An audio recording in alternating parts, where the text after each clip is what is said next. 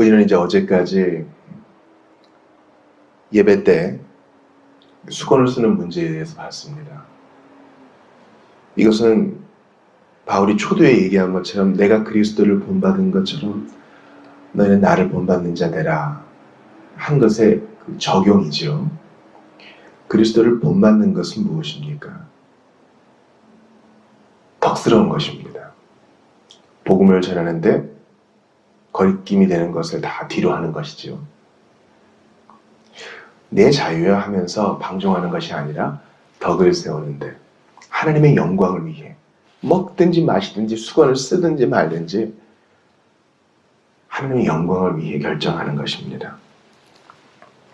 그래서 사회에서조차 하지 않는 일을 교회 안에 들여다 써서는 안 된다는 것이 바울의 논조였죠. 그러니까 하나의 의무 목록이 아닙니다. 그리스도인 안에서는요, 아디아포라가 그거는 뭐 알아서 할 문제야 이렇게 가볍게 치부할 수 없습니다. 아디아포라도 상당히 신학적이고 성경 해석적인 문제이기 때문에 진중해야 할 것입니다. 바울은 그러한 예로 이제 다시 새로운 주제를 끌어오는데 그것은 바로 주의 성만찬에 대한 교훈입니다. 2000년 전 1세기 교회를 한번 생각해 보시죠. 특별히 고린도 교회 안에서의 집회를 한번 생각해 보세요. 바울은 여러분의 모임이 유익하지 않다. 도리어 해롭게 느껴진다. 이렇게 얘기합니다. 뭐 때문에 그랬을까요? 고린도 교회는 평범한 그리스 로마 시대에 속해 있는 교회였죠. 당시 일상적인 그리스 로마 시대의 그 파티는 이제 가장 좋은 음식과 음료를 파티 주최자와 그가 자기 사회적 지위 향상을 위해서 기쁜 인상을 주기 위해 불러 모은 고위층 손님들을 위해서 먼저 그 음식과 음료를 다 내어주고요.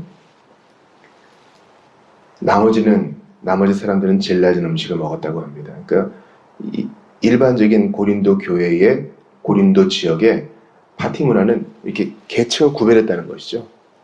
유력한 사람은 좋은 거 먹고 그렇지 않은 사람은 별로 안 좋은 거 먹고요. 근데 바울이 우려하는 상황은 그러한 문화가 교회 안에까지 침투했으니 이거 유익하지도 않고 도리어 해롭게 여겨진다. 그 이야기를 하는 것입니다. 18절을 보니까 여러분이 교회에서 모일 때 분열이 있다고 들린다. 또 19절을 보니까 이런 분열 까닭에 정말 어떤 것이 합당한 일이냐가 가려지기도 한다. 그런 얘기를 합니다. 도대체 어떤 일이 있었기에 바울이 이렇게 분열이라는 말까지 쓸까요? 20절에 그것을 알 수 있는 단어가 나오죠. 여러분이 함께 모여 식사를 나눈다고 해도 그것은 주의 만찬이라 할 수 없다. 주의 만찬이란 풍습이 1세기 교회에 있었습니다. 그것은 애찬이라고 보통 불렸습니다. 교제의 식사라고도 하죠. 즉 그들이 성만찬 하기 전에 보통은 이제 저녁에 모였을 겁니다. 해 뜨기 전에는 말씀의 예전으로 모였고 또 해진 후에는 저녁 식사할 때에는 또 이 성찬의 예전으로 모였습니다. 왜냐하면 예수님이 6월절 식사 때 성찬을 제정하실 때 밤에 모이셨거든요. 그래서 그때 이제 잔과 떡을 나누셨죠. 마태복음 26장 26절부터 29절에 이 성찬에 대해서 주님이 말씀하십니다. 그들이 먹을 때에 예수께서 떡을 가지사 축복하시고 떼어 제자들에게 주시며 이르시되 받아서 먹으라. 이것은 내 몸이니라. 그리고 30절에 이에 그들이 찬미하고 감람산으로 나아가니라.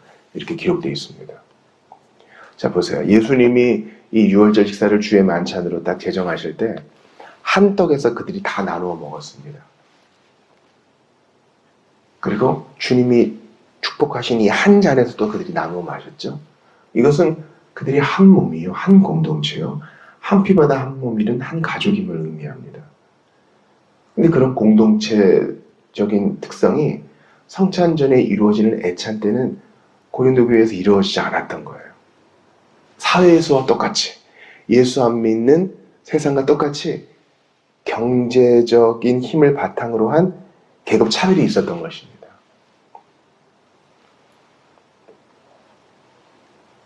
그들은 성만찬 전에 이 교제 식사를 한 후에 성찬에 참여했는데요.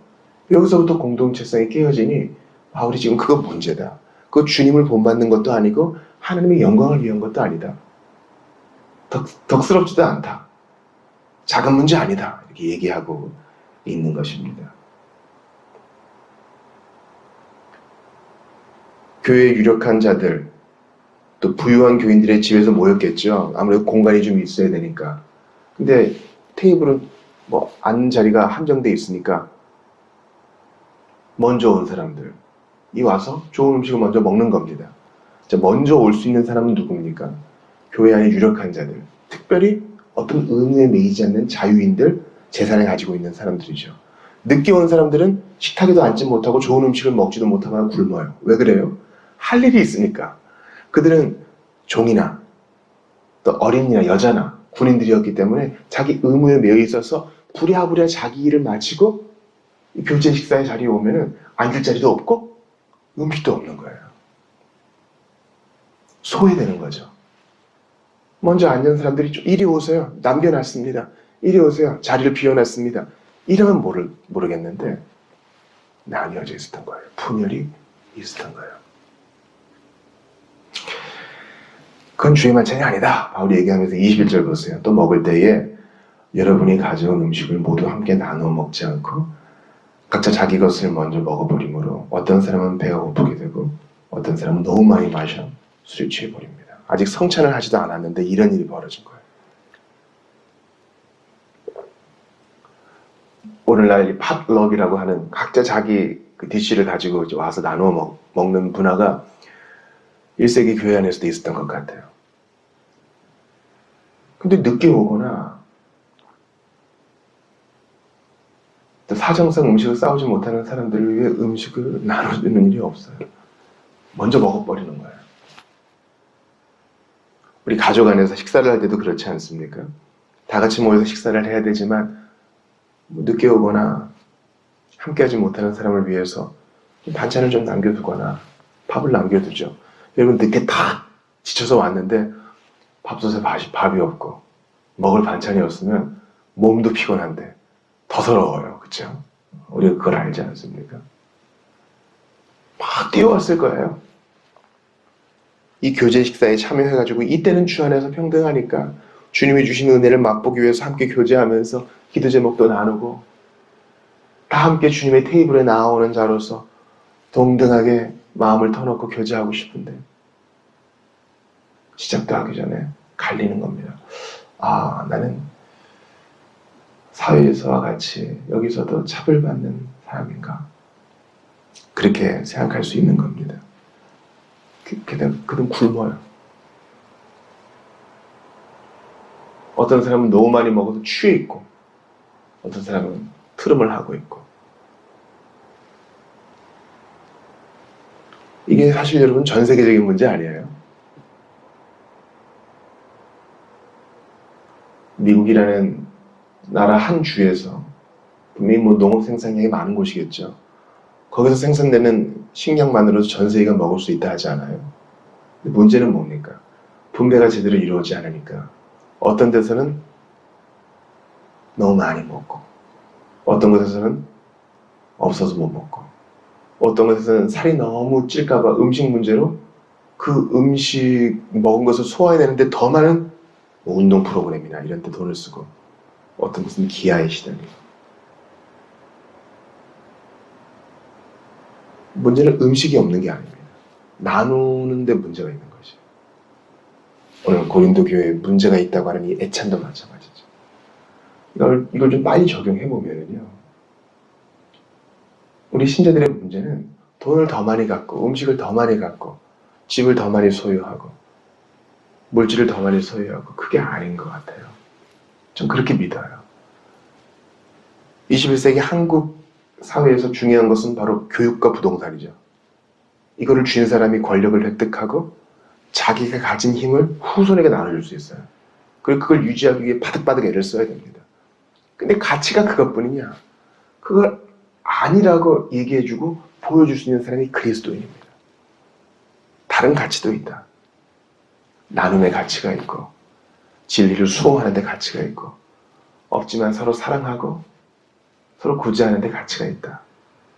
기다려주고 내 가족과 나 자신만을 위하는 삶이 아니라 이웃과 공유하는 삶이 가치가 있다. 이걸 보여주는 게 대단히 중요합니다. 고린도 교회는 그걸 못 보여준 것 같아요. 22절 보세요. 여러분에게 마음 놓고 먹고 마실 집이 없습니까? 아니면 하나님의 교회를 하찮게 여겨 자기 음식을 가져올 수 없는 가난한 사람들을 창피스럽게 만들 작정입니까? 내가 여러분에게 어떤 말을 해야 하겠습니까? 이 일에 대해 여러분을 칭찬해야 합니까? 결코 그럴 수 없습니다. 바울은 지금 책망하고 있는 거예요.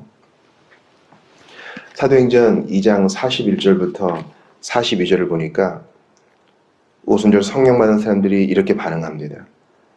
그 말을 믿은 사람들은 세례를 받으며 이날의 신도의 수가 3,000이나 더하더라.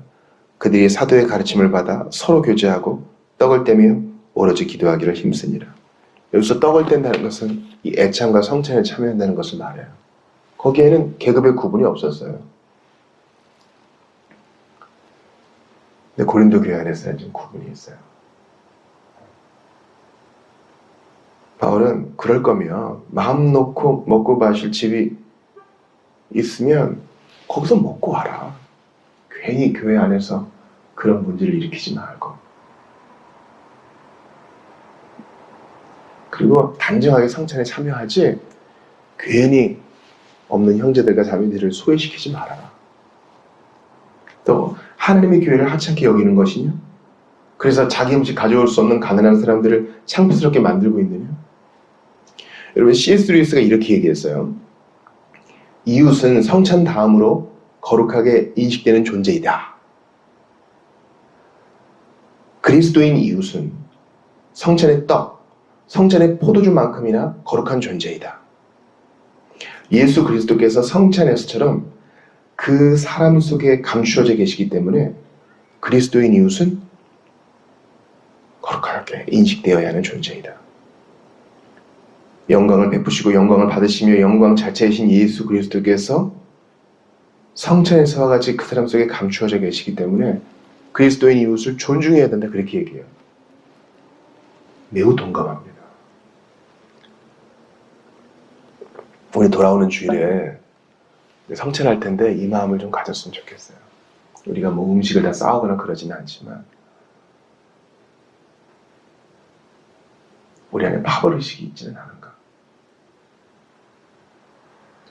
한 공동체 안에 한 공간 안에 있는데 인사 한 번 안 하고요.